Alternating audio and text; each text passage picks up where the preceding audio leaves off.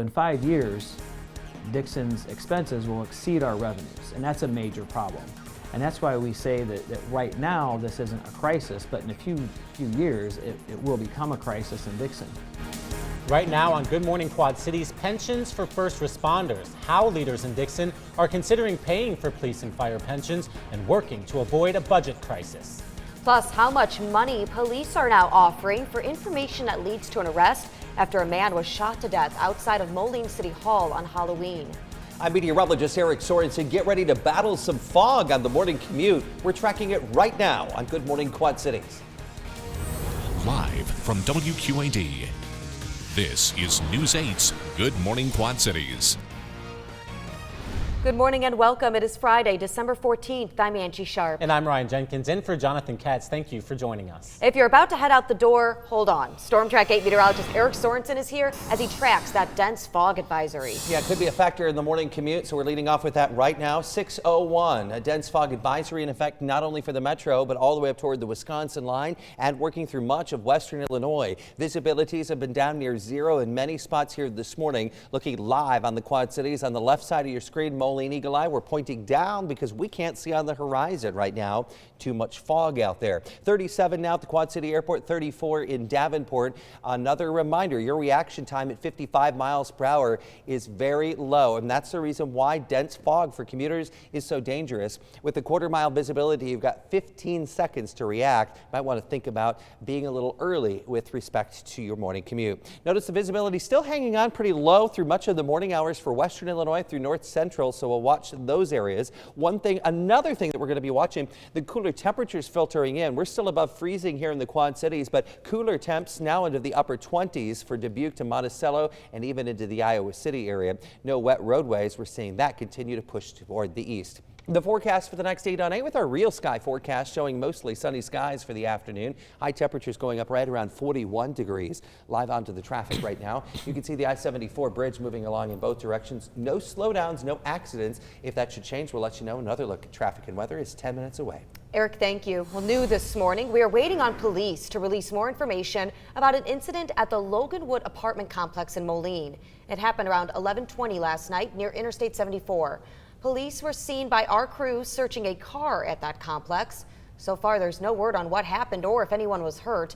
We will share any and all updates we get right here on Good Morning Quad Cities. In our other top story this morning, Moline police are identifying the victim killed in a shooting in Moline's Florciente neighborhood.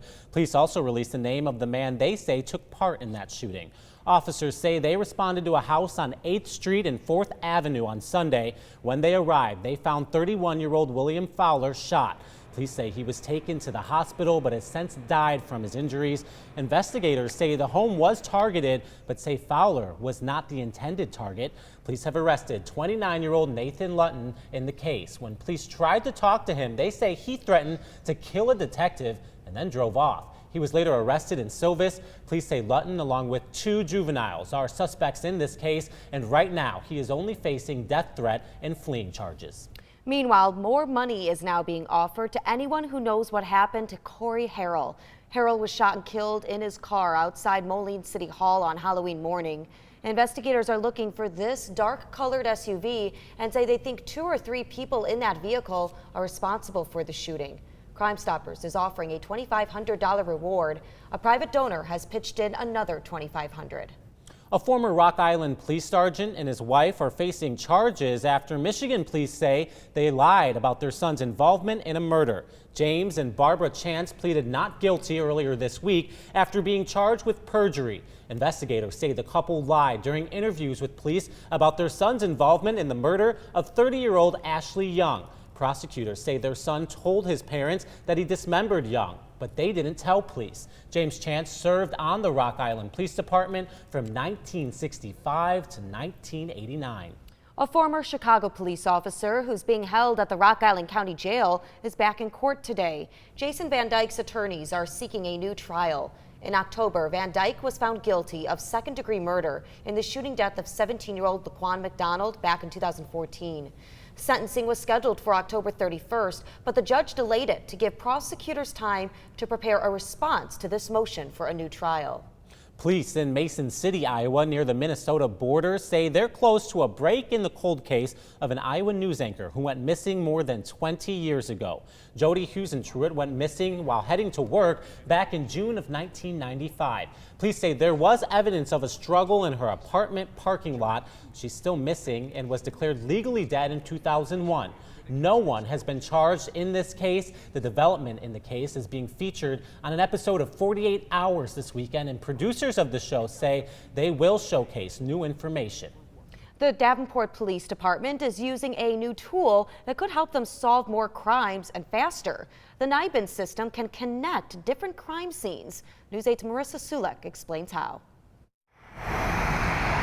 Here at the Davenport Police Department, time is of the essence. 2017, we can say that, we had a pretty, pretty violent year with gun crimes.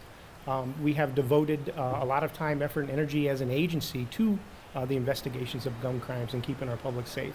But now police can solve investigations faster thanks to a system called NIBIN, or the National Integrative Ballistic Information Network. So the system itself is actually potentially an oversized computer with a kind of an oversized electronic microscope. It all starts with shell casings found at the scene of a crime. Firearms, when they're fired, create a unique characteristic on casings. Those casings are then put through a NIBIN machine to create a 3D image that is shared with other departments using NIBIN. It will allow us to connect scenes. It'll allow us to connect different calls of shots fired. It'll allow us to connect weapons to shots fired. Right now, Davenport police send their evidence to a lab in Ankeny. The challenge now is that those sites are limited. So again, we do have a lot of lab turnaround time. That ability or process or technologies in-house could cut that down to a week response. Cutting turnaround from 6 to 8 months down to just days. So the more sites that are up, the more technology that is available to these agencies, we're connecting crimes a lot quicker. Making time more worthwhile. In Davenport, Marissa Sulek, WQAD News 8.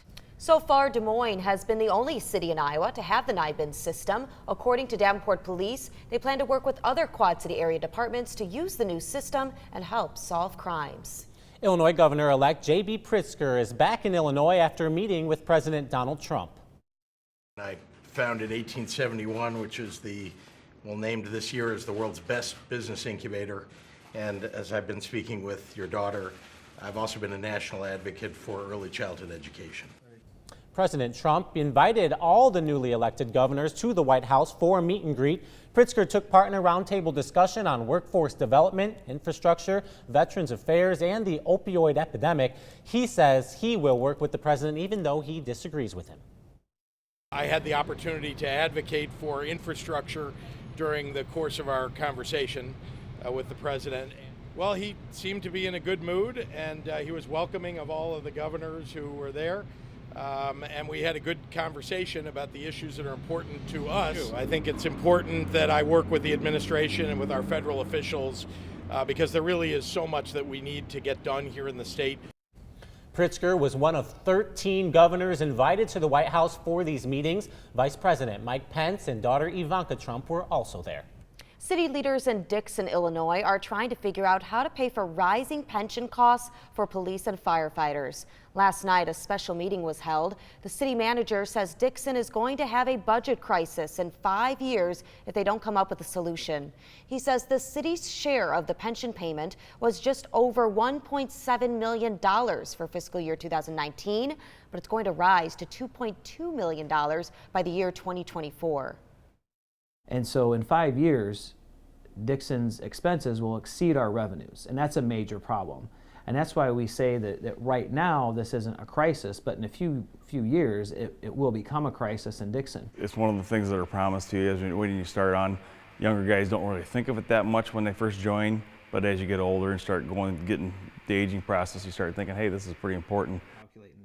The City Council did not make any decisions last night, but is starting to consider options that could include raising real estate or sales taxes. Police or fire department jobs could be on the chopping block as well. A Canadian company is thinking about moving into the Coca-Cola bottling plant in Rock Island. Agri Solutions wants to spend $900,000 to renovate the plant. The plant's located on Rock Island's southwest side. The company will hire about 40 workers and grow to 90 by their third year. The City Council has to approve the development agreement with Agri Solutions. We encourage and are happy to see anybody, any one of the cities grow, any location get improved with and create jobs in the Quad Cities. But right now, it's Rock Island's turn to get a little of this, the limelight and exciting news. And as I said, the City Council does have to approve the development agreement with Agri Solutions. It's also considering 4 other plans, including the Quad City Pancake House. The owners want to expand and renovate their existing location in the district. If they keep those cinnamon roll pancakes, they can do whatever they want. That's right. Chef Jose is the man. The time right now is 6:10. Still ahead on Good Morning Quad Cities, tragedy averted. We are learning more about the 14-year-old who walked into a middle school in Indiana yesterday and shot himself. What police learned moments before that shooting. Coming up, Eric. 6:11, fog so thick we've got school delays this morning. Monmouth, Roseville, and Immaculate Conception, Monmouth, both on a 2-hour delay. When the fog lifts, and which day has the best chance of hitting 50 degrees? Your accurate forecast is next. On behalf of the staff